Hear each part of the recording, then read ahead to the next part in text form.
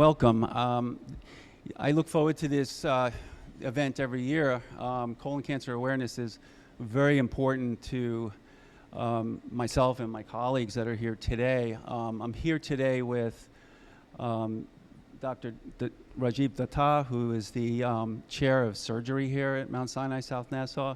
I'm also here with Dr. Dean Pappas, who is our chief of colorectal surgery, and also Dr. Richard Lee, who's our chief of medical oncology as a team. And then also Dr. Pappas is here with his colleagues from the colorectal surgery group. And I'm also bringing our endoscopy team and our GI division here as well. This is a very important point to make, and I want to start out by stressing that colon cancer is probably one of the most preventable cancers as long as you get screened. And we take March as Colon Cancer Awareness Month to make that point to our patients, our colleagues, and our community. So it's very important that you get screened. And there's many different ways to get screened. One of the more important ways, I think, for getting treated is having a colonoscopy, removing polyps that can cause cancer. And if you do find a cancer that can't be removed that way, you can have surgery. And we're going to learn and hear about all these opportunities we have here, the technology that we have here. And again, I think the theme of the day is get screened. Go out and do it. Make sure that your family members get screened. Make sure your colleagues get screened. And just emphasize the need for that. We thank everyone for coming. So I am the chief of colorectal surgery here at Mount Sinai, South Nassau. And today is to really show how important it is to, as Dr. Gress said, get screened. But more importantly, what Mount Sinai has to offer. The concept that patients on Long Island have to seek care, for example, in this city, is simply not the case anymore. And we have the capabilities here to do anything that can be done in any other facility. Now Miranda, who was kind enough to be here today, is a patient who has gone through the Mount Sinai process from diagnosis to treatment to staging. She has had the utmost of care that one could have, robotic surgery, chemotherapy, radiation, and her outcome has been fantastic. And that is, it's so important to be treated in a facility like this where we have the capability to do simply anything. And she did go to other institutions and chose Mount Sinai South Nassau, and she had a fantastic result. Miranda, we really appreciate you doing this. It's very difficult, sometimes to speak about your own health, but you're doing such a service. If one patient gets screened because of what you're doing today, you could be saving lives. So we're indebted to you doing this today. So I will reiterate, the screening is the biggest thing, because if I had waited, my outcome would be completely different than where it is now. And in the meantime, for the people I've pushed to get screened, which is friends and family, they've had some pretty good outcomes. Obviously, nobody's had what I've gone through, but one of my husband's friends went, and he was diagnosed with the same thing, but it was caught earlier. And again, he had no symptoms, and his prognosis is perfect now, and he was able to avoid the surgery that I had to have. So the screening is really, really important. And I don't think that you need to wait to be a certain age. I think you should advocate for yourself. It doesn't matter if you have no family history, if you have no symptoms. Catching it early changes everything. So it's like a cavity turning into a root canal, or a little mole turning into skin cancer. Like, you can avoid a lot if you just go get screened. So everybody who can hear me now, go get screened. I had a experience, I don't know what other people's experiences were, but I had a regular colonoscopy. They found something. I was referred to Dr. Caliendo, who essentially held my hand all the way to today. Everything he told me that was going to happen as far as my treatment and my surgery and what was going to happen after, is exactly how it happened. Everything I did in this hospital. I felt like I got the best care.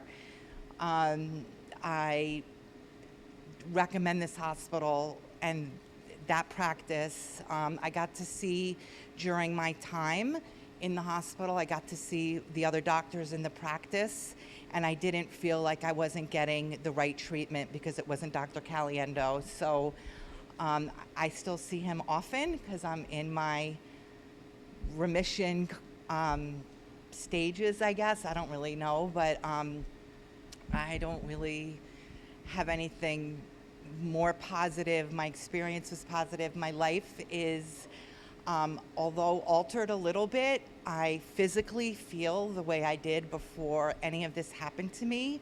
I definitely have some minor limitations, but they're very easy to manage, and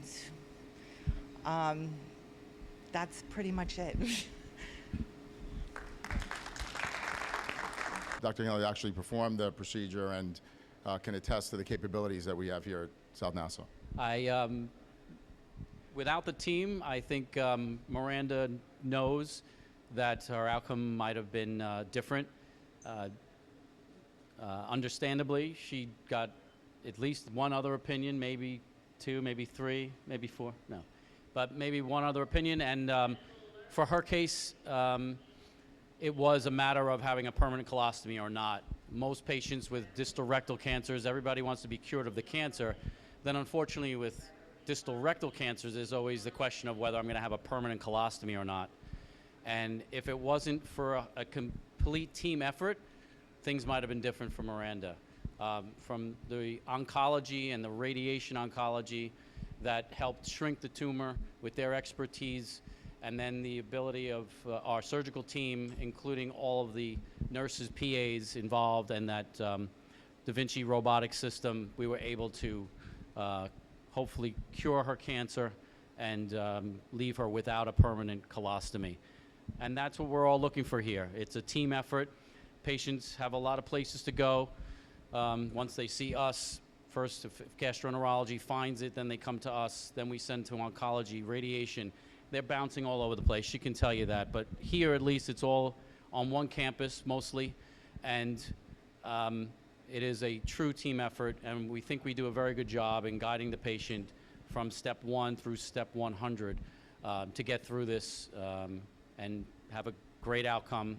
And, of course, no permanent ostomy. So, like Miranda, many other patients we've treated go through the same thing here at South Nassau. Mount Sinai, South Nassau. It is, again, just a team effort, and I applaud everybody in this team for the excellent work that we do, and I appreciate it as well. Thank you. As far as the next steps, again, stressing the need for colorectal cancer screening. I know you've heard that earlier by Dr. Gress, but that's the message we want everyone to come away with this. It's so important to get checked. And as Miranda said, if you have any symptoms, please don't wait. Symptoms, I don't care how old you are.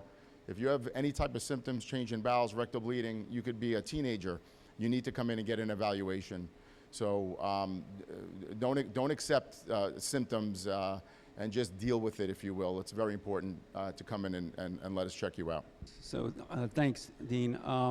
So yeah, I just want to mention again that the importance of this day is to really stress the need to go get screened. And as you're hearing, you can avoid a lot of the issues if you get screened. If you find an early lesion, many times they can be removed endoscopically through our scopes, through our devices that we have, either in the OR or endoscopy, and you don't have to go down that road. But if you have symptoms, do not ignore them. As you heard from Dr. Pappas, do not ignore the symptoms. And the symptoms that we always talk about are lower abdominal pain, change in bowel habit, rectal bleeding, even some unexplained weight loss. I mean, those are just a few.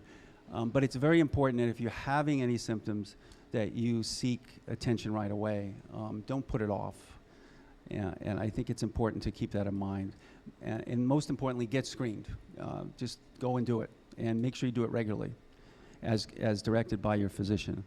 what's important to walk through the colon is when we screen and do a procedure, we all look for certain things, and what we mainly look for are polyps, right? Cancers start as small polyps. Small polyps are benign, but as they get bigger, they could turn into cancer. So if you do have a polyp, Dr. Gress and his team, they remove the polyp. You've now prevented that polyp from turning into a cancer. That's the beauty of colonoscopy. It's the only screening test that actually intervenes in the process. You can have mammographies done and MRIs for prostate cancer. All they do is detect pathology. Via colonoscopy, we intervene. We can remove cancerous lesions. It used to be only surgery, but now, again, Dr. Gress and his team with advanced endoscopy, which we have the capability to do here, we can even remove early stage cancers, cancers that are low in the rectum. We have a system called TEM, transanal endoscopic microsurgery. This allows us to go through the anus and remove rectal cancers without the need for any abdominal surgery, without the need for colostomy bags and very invasive surgery. And that's why screening is so important. And this is when we do a colonoscopy and we find these lesions, we're able to intervene. And the modalities that we have here at Mount Sinai, South Nassau, is second to none. Yeah, I agree. I mean, I think we have all the technology here necessary to manage any stage colon cancer. So if we identify a lesion that is more advanced and not amenable to endoscopic or local resection techniques, such as this advanced cancer here, much larger lesion, that's where Dr. Pappas and his team comes in, right? Dr. Caliendo doing the robotic. So here at Mount Sinai, South Nassau, we have 3 Da Vinci Xi robotic surgical systems. We do more robotic surgery, more robotic colon surgery than any facility on Long Island, certainly, and perhaps even in the tri-state area. What it is basically is a system where we introduce small instruments, and these instruments are controlled by a robotic system that we subsequently control through this unit that's at the patient's bedside. And it allows us to have great dexterity.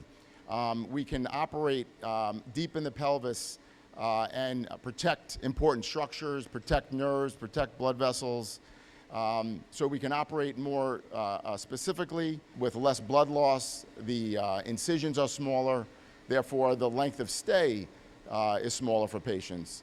You know, with the term laparoscopy, most people have heard of, is a similar way to do the procedure, but robotics takes it to the next level. Robotics is taking laparoscopy and bringing it to another level where we have much more dexterity when we're using the robotic surgical system.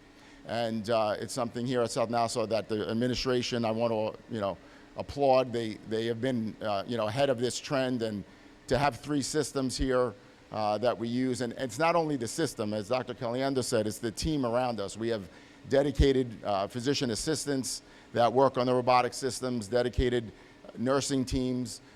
Using this system is very complicated, and it requires a significant amount of infrastructure. And the administration here has basically said, whatever you need, you're going to get, and that's what they have done. And our patient, she's an example of someone who, because of this technology that we have, we can avoid certain types of colostomies, and we can be much less invasive because we have this capability. How often should someone be screened? That's a good question, Jim. So it's based on a number of issues. First of all, if you have a family history of cancer and colon polyps, we advise, and the guidelines advise, going back at least 10 years from the age of the person in your family that had that diagnosis. But more recently, we have seen a much younger age in patients presenting with colon cancers, which is alarming. And because of that, the guidelines, the national guidelines that have been published and the society guidelines that we follow have put that age at a much younger age for starting screening at 45, right? So It's important to know your family history. You can't stress that enough. If you have family members that were diagnosed with cancer, find out how old they were when they had their colon cancer diagnosed, or a polyp. Find out how old they were when they had that polyp, because you should go back. If it's an immediate family member, first degree family member, you should go back at least 10 years from the age that they were diagnosed. And there's something that when I speak, I would like to hammer this point home. Family history is very important, but we tend to think it offers some protective measures where if you don't have a family history, you are protected from colorectal cancer, and that could not be further from the truth. I want to emphasize that. About 85% to 90% of cases of colorectal cancer have no family history. So if you think because it's not in my family, I don't have to worry about it, that is simply wrong. In addition, when it comes to bleeding, for example, we like to guess that bright red blood means this and dark blood means that. There's no such thing as normal rectal bleeding. If you see blood, any blood, you please come in and let one of us check you out. It doesn't mean you need a colonoscopy necessarily. It doesn't mean you need some invasive testing. But don't think that because the blood is X, Y, or Z color that you are protected. That's another big myth. So everybody at 45 years old, you get a colonoscopy. Doesn't matter your family history or anything along those lines. But what Dr. Gress was saying, if you have a family member, for example, who had colon cancer at 50, you need your colonoscopy at 40 if you're a first-degree relative, sibling, parent, child. So again, that's where the 10 years comes in. But please don't think that you're protected if it's not in your family. We hear this all the time, and patients think for some reason that that they can't get colon cancer because no one in their family's had it before. And that is simply not the case. So the question is, will all polyps eventually turn into a cancer? No, and that's an important question because some are precancerous, some are completely benign, and as we saw from the colon tour, not all these lesions are premalignant. So again, that's an important characterization that we need to do when we do a procedure, particularly a colonoscopy screening procedure. We're going to identify those lesions, and we'll be able to separate out the precancerous lesions from the benign lesions. So good question, and again, an important reason for having a screening. You only allowed one question. So one last question. One of the main reasons people don't get screened is because of the prep. The prep can be a lot. I was wondering if you could describe the different preps and how to cope with that. Have me that one. So look, yes, to have a colonoscopy done, team effort, thank you. A prep is required. That's what gives colonoscopy a bad name. The day before, you have to drink a laxative, and it forces you to have multiple bowel movements. It's really not that bad. I had my own not long ago. It's really, considering, you're preventing cancer, it's very well tolerated. Back in the day, we used to recommend a gallon of fluid that you would drink, which was, that was difficult. Now, most preps now are what we call split dose preps. It's given in 2 doses separated by approximately 5 hours. It's a 6-ounce bottle you drink, and you drink another one about 5 hours later. It's well tolerated, but if something like that is simply beyond something that you feel like you can do, there are other ways to be tested. There's a test now called Cologuard, which is not as good as a colonoscopy. Cologuard, just to say it, does not detect colon polyps, or at least has a very low yield at detecting polyps. That's what we want to find, but Cologuard does have a high yield at detecting colon cancer, and a Cologuard is where you collect the bowel movement into this box, and it gets sent off to a lab. So there's no prep involved. So it's better than nothing. At the end of the day, whether or not you simply see your physician and they do a physical exam, whether they check your stool for blood, all of this is better than doing nothing. So please do something. But the gold standard by far is the colonoscopy. Virtual colonoscopy. So their accuracy again is gotten better over the years, right? And again, if you are unable to tolerate a colonoscopy for whatever reason, you could certainly go get a virtual colonoscopy. The downside to it is if they find a lesion, you have to have a colonoscopy. So why not just go with a colonoscopy? I mean, yeah, you still have to do the prep. And as I tell my patients regarding the prep, is that the most important part of the colonoscopy screening exam is the prep. I mean, the preparation part, and that's on our patient, right? We need the colon to be as clean as possible so that we don't miss anything. And we can identify very small polyps with a spectacular prep. So there are different options, as Dr. Pappas said. We've come a long way. So they're not as inconvenient as they used to be. And I think overall, patients, at least are accepting of it. And they know it's important, but they also understand that it's gotten a lot better. When you look at the number of years we've been doing colonoscopy preps, the preps are much better. So don't let that discourage you in any way to have a procedure. You really should figure out a way to get screened, go see your physician, come up with the optimal choice for yourself, and get screened. That's the most important thing. So a healthy diet. At the end of the day, what we typically recommend is 25 to 30 grams of fiber a day. There is a relationship between societies that eat a lot of fiber and the incidence of colon cancer, and it seems to be divergent. The more fiber you eat, the less colon cancer you get. Is it causative? Are there other reasons? It's hard to say, but with regard to colorectal cancer, getting that 25 to 30 grams of fiber is critical. And the average American eats about 8 grams of fiber. We don't eat fiber. Everybody thinks they eat a ton of fiber because they have a little broccoli once in a while. We do not eat enough fiber. So it's a good question, and the take home is 25 to 30 grams is what you should shoot for. The question is, what about probiotics? You're talking maybe to the wrong guy. I'm not a probiotic fan. If the data on probiotics is really all over the map. About a third of the data states it doesn't do much. Third may actually be harmful, and about a third says it may be beneficial. So what I tell my patients is, if you're taking it and it's helping you, fine. I do not prescribe or recommend probiotics, but I'm a little biased. I don't know if Dr. Gress has different thoughts. So I think probiotics are good for certain disease states, right? But not for prevention of colon cancer or for a healthy diet. You don't necessarily need it. But like Dr. Papa said, the data is kind of all over the place. But it is useful in some gastrointestinal disorders that we see, but not related to colon health. Let's put it that way.